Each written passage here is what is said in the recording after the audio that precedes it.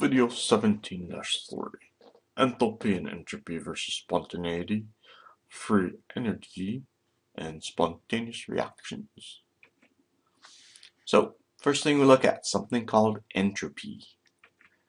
Now, first thing before we look at that, so that's actually not the first thing, this is the first thing, a spontaneous reaction. Okay, and we're talking about chemical reactions. So, a spontaneous reaction is one that occurs as written, so under the given conditions with no outside assistance. Okay, now, when will a reaction be spontaneous? Okay, well, systems will naturally want to go to lower energy. Remember, atoms are lazy. So they want to get to lower states of energy, which means the reactants should always want to lose energy. So our reaction should pretty much always be exothermic, right? Because the reactants lose energy and the products end up with less energy than the reactants. Now, why is it that we actually can have endothermic reactions then?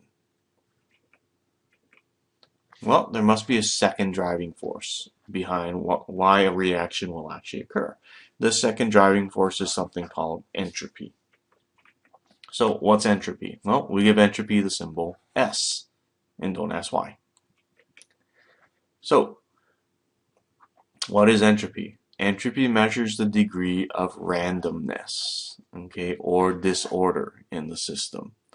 So the more disordered the system is, the larger the entropy of the system is going to be. Okay. Now, unlike enthalpy, entropy can be measured directly. So we don't have to just measure changes in entropy, which we can. You can actually measure the entropy of a system, of a reactant or a product.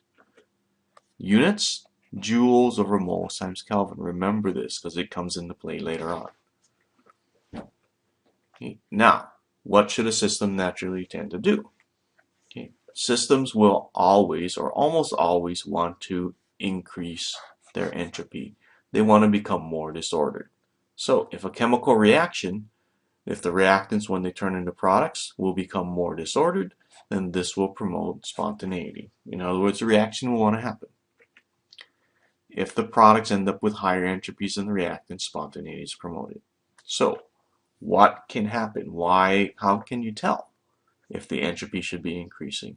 Solids should have lower entropy because they're going to be more ordered. Gases, the particles are not ordered. So if you have reactants that are solids that will turn into products that are gases, then you probably had an increase in entropy, so this process is probably going to be spontaneous. Look at the number of moles that you have on the reactant side versus the product side. If the reactants have less moles, total moles than the products, add up the coefficients in other words, then spontaneity is probably promoted in terms of entropy. So the reactants will want to turn into products. The more particles you have, the more disordered you can have. And obviously if you go from low temperature to high temperature, since temperature affects the kinetic energy, the faster they're moving, the more disordered there will be. So how can you find entropy changes? Don't forget this symbol means standard state. Standard state is your 25 degrees Celsius and 1 atmosphere of pressure. All you have to do is find, just like any delta, it's always changes in the products minus the reactants. Again, we got our symbol here, sigma, and that's your summation. So these are you're going to find in a table, just like a heat of formation values. So entropy values, look up all the entropies of the products minus the entropies of the reactants. These are known as the standard molar entropy. And again, since it's molar, it's per mole. So look at your equation. If your equation has a coefficient, make sure you multiply the entropy value by the coefficient. Now, watch out. For pure elements, remember the heat of formation of a pure element was equal to 0 if this was a pure element. But entropy is measuring disorder. Pure elements do have disorder, so they do not have a value of 0. You have to look up the values of entropies for pure elements in the table. So, why is it then that some reactions would produce a product when you had a decrease in entropy? Remember, you want to increase the entropy for it to be spontaneous. So how come we can have entropies, reactions where the entropy decreases and still be spontaneous? Well, there must be something else that's going to tell us what the total, or if the reaction will actually be spontaneous or not. So let's look at something called free energy. So remember, there's actually two driving forces behind a reaction. Okay, one, we have to look at the enthalpy changes. What are the delta H changes going to be? And what are the entropy changes? What are the delta S changes going to be? So the ones that are favorable, if it's exothermic and the products become more disordered, okay, and increase in entropy, then the reaction will be spontaneous, and this will always be spontaneous. Now, what's bad? Well, if the products gain energy, endothermic reactions, and the products become more ordered, enthalpy change is negative. This is bad. Pretty much never going to happen. So, what are some questionable conditions? Well, if it's endothermic but the entropy increases, then the reaction might work, might not work. Okay? Or exothermic, that's a good one. Negative change in entropy, that's the bad one. Maybe it works, maybe it doesn't work. Okay? Now, in these conditions, those two set together or those two sets of conditions together, if you change the temperature, you might be able to make it from spontaneous to non-spontaneous or the opposite. Non-spontaneous to become spontaneous. So, is there a way for us to figure out when the reaction will work or not work? Okay. We look at something called the free energy, given the symbol G, and this one's given the symbol G because this is actually called the Gibbs free energy. Okay. And the formula is just simply this. Remember this formula. Delta G, the change in free energy at standard state, is equal to the change in entropy, or enthalpy rather, the heat of reaction, minus T delta S. And temperature must be in Kelvin. Okay. Now, how can you tell if the reaction is going to be spontaneous? Simple. If this value is negative, the reaction is spontaneous. If it's positive, it's non-spontaneous. Watch out for values. Delta S is usually going to be given to you in joules over moles times Kelvin. Delta H will be in kilojoules per mole, meaning these units here will be in kilojoules over moles. When you plug in your values here, temperature is in Kelvin. This is in joules over moles times Kelvin. Kelvin cancels out, but do not just simply take this number and subtract that number, because you got kilojoules subtracting joules. So make sure you change this into kilojoules per mole before you subtract it. Okay, so how do you go find delta G naught for the following reaction? Okay, first thing you'd have to do, remember the formula for delta G naught is supposed to be equal to delta H naught minus T delta S naught.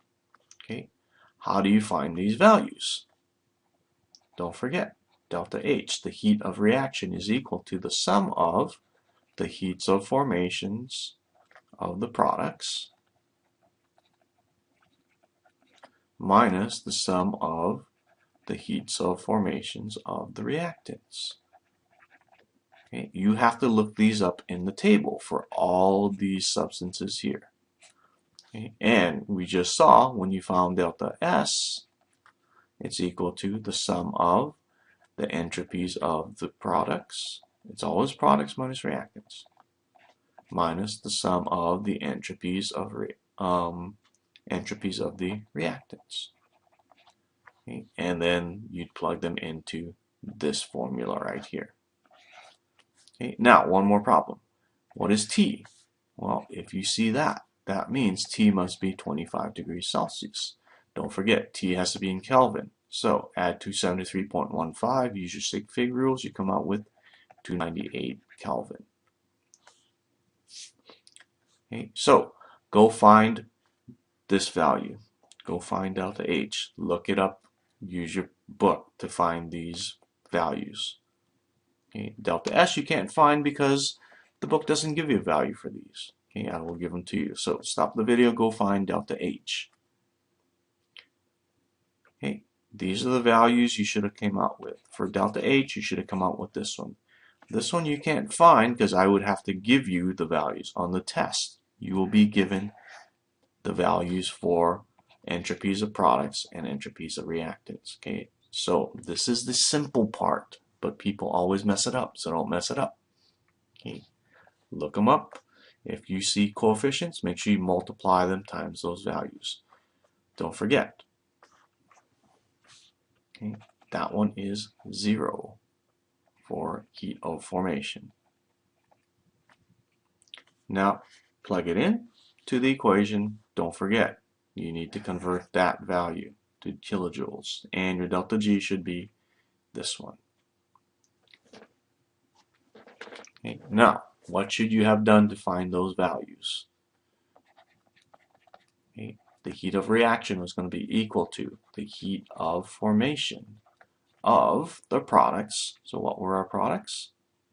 O2 and CH4.